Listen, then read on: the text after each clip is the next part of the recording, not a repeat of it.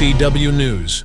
In a recent news conference held in Doha, U.S. Secretary of State Antony Blinken addressed the ongoing conflict and ceasefire negotiations between Israel and Hamas.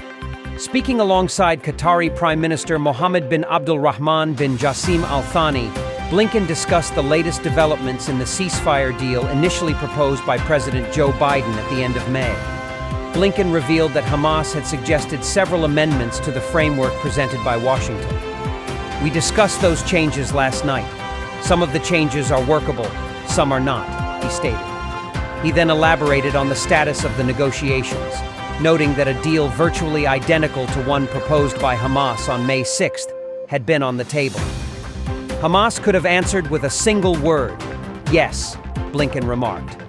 Instead, Hamas took nearly 2 weeks to respond and then proposed additional changes, some of which exceeded their previous positions. As a result, the war will go on, Blinken announced, though he emphasized his commitment to securing a deal. He expressed optimism that the gaps between the parties could be bridged. "Look, Israel accepted the proposal. Hamas didn't.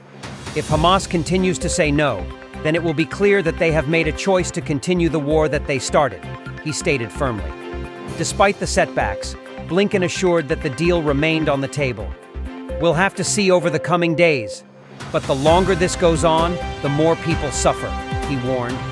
Looking forward, Blinken mentioned that the U.S. State Department would be developing key strategies for the day-after policy. He concluded with a resolute message: Hamas cannot and will not be allowed to decide the future for this region and its people.